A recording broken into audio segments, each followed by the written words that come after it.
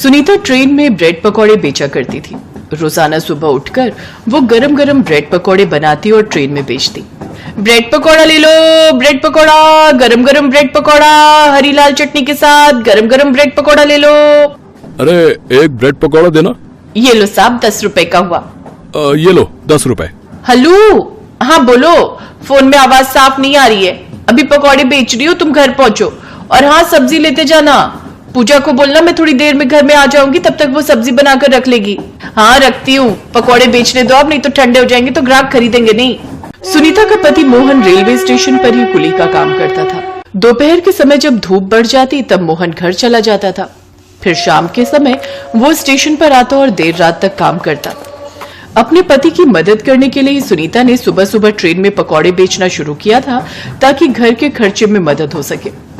सुनीता और मोहन की एक ही बेटी थी जिसका नाम था पूजा। पूजा की उम्र लगभग 15 से 16 वर्ष की थी। पैसों के अभाव के कारण पूजा 6ठी क्लास तक ही पढ़ी थी। ऐसे ही सुनीता का काम चल रहा था, पर अब सुनीता की देखा देखी और भी पड़ोस की औरतों ने ब्रेड पकौड़े बेचने शुरू कर दिए। अब सुनीता किसी का हाथ तो रोक नहीं सकती थी, पर वो परेशान हो गई क्योंकि इस वजह से उसके काम पर असर पड़ गया था। जहां पहले वो रोजाना के 30-40 पकौड़े आराम से बेच लेती थी, वहीं अब 10 पकौड़े भी बड़ी मुश्किल से बिक रहे थे। सुनीता एक काम कर, तू ये ब्रेड पकौड़ा बेचना छोड़ दे। बेकार में तू रोज नुकसान करती है। बेसन, तेल, ब्रेड, मिर्च, मसाला, सब कुछ तो लगता है। कमाई 100 रुपए की नहीं होती और लागत उससे ज्यादा की होती है। हाँ, थोड़े दिन और देखती हूँ, अगर नहीं चला तो कुछ और सोच लूंगी।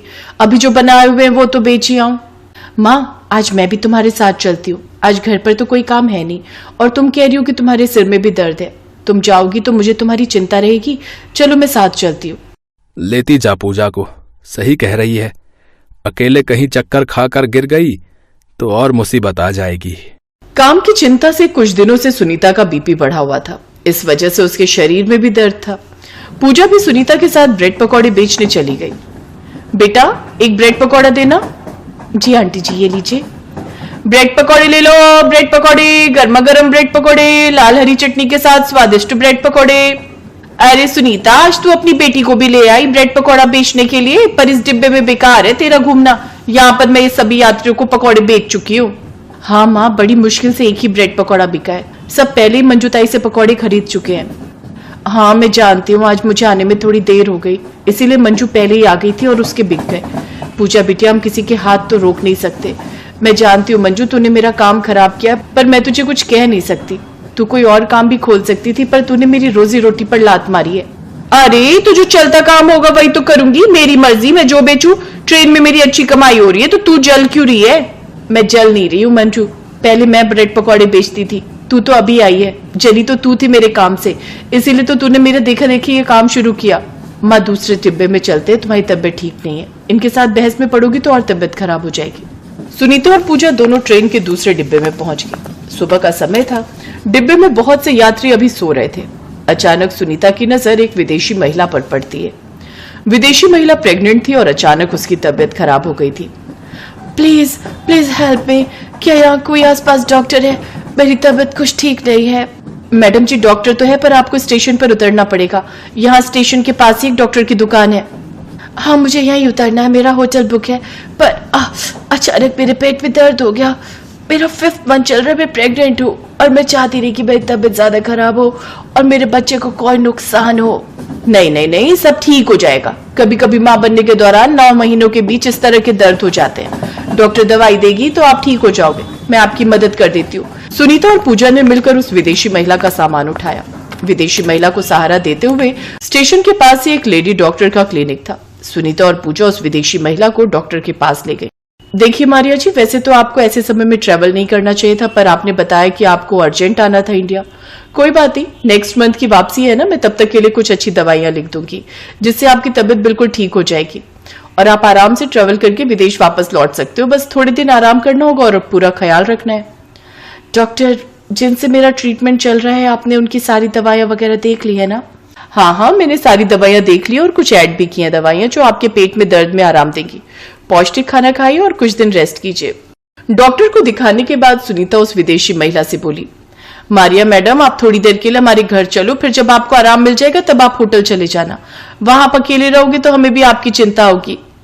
ओह, थैंक यू सो मच, आप बहुत अच्छे हो सुनीता जी। ठीक है, मैं कुछ देर आपके घर पर रेस्ट कर लेती हूँ, फिर रात को होटल चली जाऊंगी। मारिया सुनीता और पूजा के साथ उनके घर आ जाती है। मारिया देखती है कि सुनीता बहुत गरीब है। उसका घर एक छोटा सा कमरा है और उसी में ही उसने एक रसोई बना रखी है। मारिया को एहसास होता है कि भले ही सुनीता गरीब है पर दिल से वो बहुत अमीर है। मारिया को पता चलता है कि सुनीता का ब्रेड पकौड़े का काम सही नहीं चल रहा। वो सुनीता को कुछ नया बेचने की सलाह देती है। मारिया जी, थोड़ी खिचड़ी और ले लो। बस सुनीता जी, आपने मेरा बहुत ख्याल रखा, थैंक यू सो मच। पेट में दर्द में बहुत आराम है, डॉक्टर ने जो दवाई दी उससे बहुत फर्क पड़ गया। वैसे आपने जैसे बताया कि ब्रेड पकौड़े का काम चल नहीं रहा, आप लोग कुछ और क्यों नहीं बनाते, जैसे कुछ डिफरेंट जो ट्रेन में ना बिकता हो। मैंने ट्रेन में सफर करते हुए देखा, ट्रेन में पिज्जा जैसा कोई आइटम नहीं दिखती।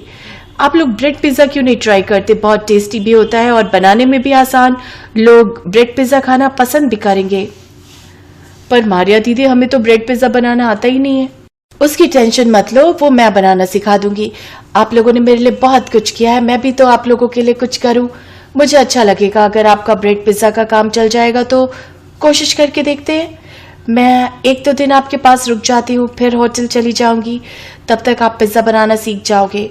पूजा, मैं तुम्हें कुछ सामान बताती हूँ, मार्केट से ले आओ।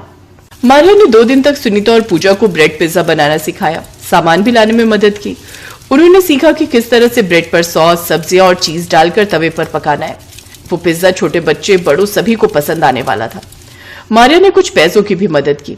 बहुत साफ सफाई के साथ पिज्जा को कैसे पैक करके बेचना है, ये सारे काम मारिया ने सुनीता और पूजा को बताए ताकि ब्रेड पिज्जा देखने में आकर्षित लगे। तीसरे दिन मारिया अपने होटल जा चुकी थी, पर उसने जो ब्रेड पिज्जा बनाना सुनीता और पूजा को सिखाया था, उस पर काम करते हुए सुनीता और पूजा ने पहली बार ट्रेन में ब्रेड पिज्जा बेचना शुरू किया। मंजू और बाकी औरतें भी हैरान थी कि सुनीता खाने की ये क्या नई आइटम ले आई है। फटाफट से सुनीता के ब्रेड पिज्जा बिक रहे थे। ब्रेड पिज्जा ले लो, गरम गरम ब्रेड पिज्जा, चीजी और टेस्टी टोमेटो केचप के साथ। वाह माँ, तुमने तो बिल्कुल सही बोला, मारिया दीदी ने यही कहा था। सब हमारे ब्रेड पिज्जा बहुत पसंद कर रहे हैं। मारिया आंटी का आइडिया काम कर गया। हाँ, हमारी अच्छी बिक्री हुई है। लोग हैरान थे कि ट्रेन में पिज्जा भी मिलने लगा है। धीरे धीरे रोज के ऑर्डर बढ़ने लगे। कुछ समय बाद मारिया वापस जाने लगी, तब वो सुनीता और पूजा से बोली, पूजा, मैं चाहती हूँ कि तुम अपनी आगे की पढ़ाई फिर से शुरू करो। सुनीता, तुम और मोहन दोनों मिलकर ब्रेड पिज्जा का स्टॉल चलाना। कोई भी हेल्प चाहिए हो तो मुझे कांटेक्ट करना। सुनीता की आंखों में आंसू आ गए। वो और पूजा दोनों मारिया को दिल से धन्यवाद कहती हैं। कुछ दिनों बाद रेलवे प्लेटफॉर्म पर सुनीता और मोहन मिलकर ब्रेड पिज्जा का स्टॉल लगाने लगे और इधर पूजा ने दोबारा पढ़ाई शुरू कर दी।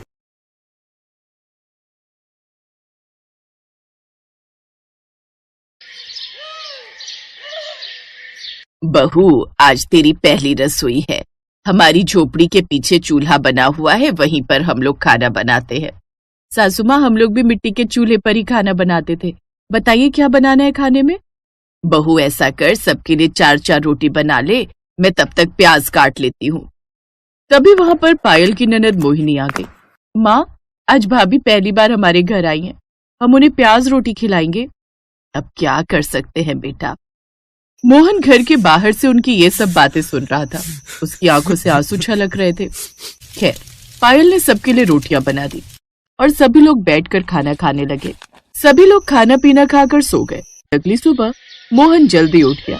उसने अपना बोरा उठाया और बाहर कबाड़ बिनने निकल गया। आजकल लोगों ने कूड़ा कचड़ा तो सड़क पर फेंकना ही बंद कर दिया है। तभी मोहन को एक कूड़ादान दिखाई दिया। लगता है ऊपर वाले ने मेरी सुन ली। सारा कबाड़ मुझे उस डस्टबिन के अंदर मिल जाएगा, जिसमें खाने का ढेर सारा सामान पड़ा हुआ था। अरे वाह, इसमें तो ढेर सारे पराठे, मटर पनीर और चावल भी हैं। ये खाना भले ही जूठा हो, लेकिन खाने में तो सही ही है, अभी खराब भी नहीं हुआ है। मोहन ने सारा खाना बटोर कर अपने पास रख लिया और फिर से अपने काम पर लग गया। धीरे धीरे शाम होने लगी। शाम को पायल की ननद ने उससे कहा, भाभी, आज रविवार का दिन है और हमारे गांव में रविवार को बाजार लगती है, चले मैं आपको घुमा लाती हूँ।